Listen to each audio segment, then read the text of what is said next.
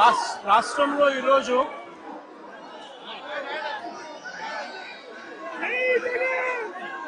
జంగల్ రాజ్ అనేది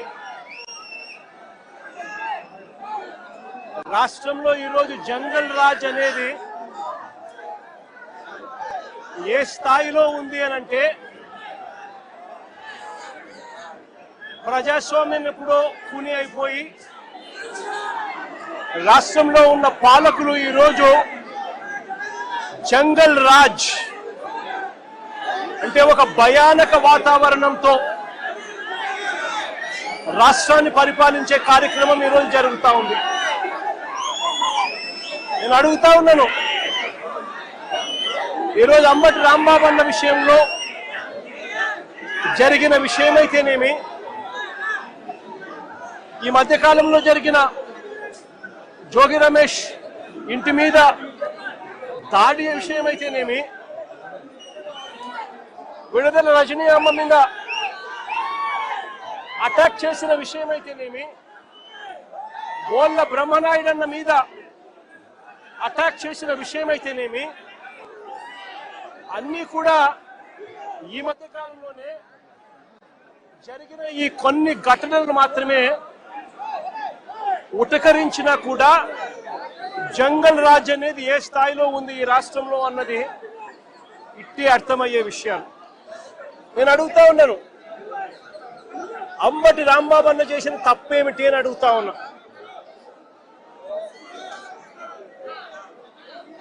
విడుదల రజనమ్మ చేసిన తప్పేమిటి అని అడుగుతా ఉన్నా. జోగి రమేష్ చేసిన తప్పేమిటి అని అడుగుతా ఉన్నా. కరుణాకర్ రెడ్డి తిరుపతి భూముల కరుణాకర్ రెడ్డి చేసిన తప్పేమిటి అని అడుగుతా ఉన్నా. కాకాని గోవర్ధన్ అన్న చేసిన తప్పేమిటి అని అడుగుతా ఉన్నా. బోళ్ళ బ్రహ్మనాయుడు అన్న చేసిన తప్పేమిటి అని అడుగుతా ఉన్నా. కేవలము చంద్రబాబు నాయుడు గారు అనే వ్యక్తి గత సంవత్సరంన్నర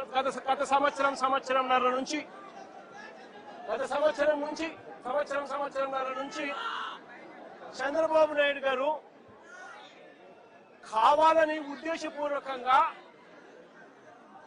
అబద్ధాలతో కూడిన ప్రకటనలు చేస్తూ ప్రజలను మభ్యపెట్టే కార్యక్రమం చేశాడు.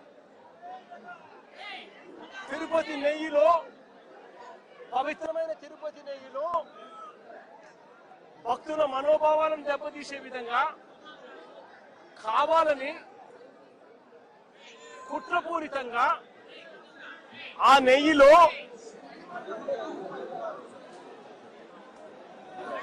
జంతువుల కొవ్వు ఉందని, గొడ్డు మాంసం కొవ్వు ఉందని, పంది కొవ్వు ఉందని,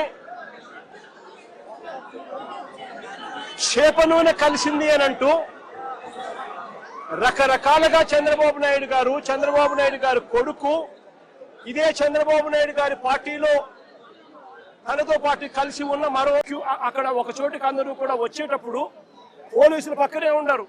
పోలీసుల సమక్షంలోనే జరుగుతూ ఉంది. పోలీసులు జరగనిచ్చినారు. జరిగిచ్చిన తర్వాత పోలీసుల సమక్షంలోనే జోగి రమేష్ ఇంటి మీద దాడి చేసి ఆయన ఇంటికి నిప్పట్టించే కార్యక్రమం చేస్తారు. రజనమ్మ అని ముందు రోజు గుడికి పోయి రజనమ్మ పూజ చేసుకొని వస్తూ ఉంటే, వెంకటేశ్వర స్వామి గుడికి పోయి పూజ చేసుకొని వస్తూ ఉన్నది. వెంకటేశ్వర స్వామి గుడికి పోయి పూజ చేసుకొని ఆయన వస్తూ ఉంటే ఆయనను అక్కడే అడ్డగించి గుడి బయటే, అని ముందు రోజు గుడి బయటే ఆయనను అడ్డగించి ఆయనను తిడుతూ దుర్భాషలాడుతూ పోలీసుల సమక్షంలోనే ఆమె మీద కూడా దాడికి యత్నం చేశారు. ఇంకా ఏమైంది తెలుసా? ఇంకా ఆశ్చర్యం ఏమిటో తెలుసా? ఉల్టా అమ్మ మీదనే కేసు పెట్టారు. ఏమని? ఆమె గుడికి పోయి వీళ్ళందరినీ అటాక్ చేయడానికి ప్రయత్నం చేస్తాందని. ఏదైనా హద్దు పొద్దు ఉండాలి ఏదైనా మాట్లాడేసరికి. ఇది జంగల్ రాజ్ కాదని అడుగుతా ఉన్నా. బ్రహ్మనాయుడు అన్న ఆయన చేసిన పాపం ఏంది? ఆయన గుడికి బయలుదేరినాడు. చంద్రబాబు నాయుడు గారికి దేవుడు జ్ఞానోదయం చేయాలని చంద్రబాబు నాయుడు గారు అనే వ్యక్తిలో పశ్చాత్తాపం రావాలని చంద్రబాబు నాయుడు అనే వ్యక్తికి దేవుడు దయ వల్ల ఆయనకు, ఆయన కొడుకుకు, ఆయనతో పాటు అక్కడే ఉన్న ఆయనతో పాటు ఆయన పార్టీలో ఉన్న పవన్ కళ్యాణ్ గారికి అందరికీ కూడా జ్ఞానోదయం జరగాలి అని చెప్పి బ్రహ్మనాయుడు ఆయన గుడికి పోతా ఉంటే, గుడి నుంచి ఆయన బయటకు వస్తూనే ఉంటే ఆయన మీద కూడా అటాక్, పోలీసుల సమక్షంలోనే ఆయన మీద కూడా దాడి. నేను అడుగుతా ఉన్నా, కాకాని గోవర్ధన్ అన్న విషయం అయితేనేమి, ఇంకా వీళ్ళందరి విషయాలు అయితేనేమి, తప్పు చేసేది చంద్రబాబు నాయుడు చేస్తా ఉన్నాడు, తప్పుడు ఆరోపణలు చేసింది చంద్రబాబు నాయుడు చేస్తా ఉన్నాడు. అవి తప్పుడు ఆరోపణలు అని చెప్పి దేవుడే మొట్టికాయలు వేసినట్టుగా ఏకంగా సిబిఐ తాము ఫైల్ చేసిన ఛార్జ్ షీట్ లోనే కేంద్ర ప్రభుత్వ సంస్థలైన ఎన్డీడీబీ, ఎన్డీఆర్ఐ లాబొరేటరీసే క్లీన్ చిట్ ఇచ్చే కార్యక్రమం చేస్తా ఉంటే ఎటువంటి జంతు కొవ్వు కలవలేదు అని చెప్పి వాళ్ళు పూర్తిగా వివరణ ఇస్తూ ల్యాబ్ రిపోర్ట్లు ఇస్తే సిబిఐ ఆ రిపోర్ట్లను కూడా ఏకంగా ఛార్జ్ షీట్లోకి చేరుస్తూ వైవి సుబ్బారెడ్డి కానీ, కరుణాకర్ రెడ్డి కానీ, ఇంకొకరు కానీ ఎలాంటి తప్పు చేయలేదు అని చెప్పి వాళ్ళ పేర్లు కనీసం ఛార్జ్ షీట్లో కూడా పెట్టకుండా క్లీన్ చిట్ ఇస్తే, ఎలాంటి అరెస్టులు చేయకుండా సిబిఐ క్లీన్ చిట్ ఇస్తే చంద్రబాబు నాయుడు గారు దేవుడికి, ప్రజలకు క్షమాపణ చెప్పాల్సింది ఆయన చేస్తా ఉన్నది ఏమిటి?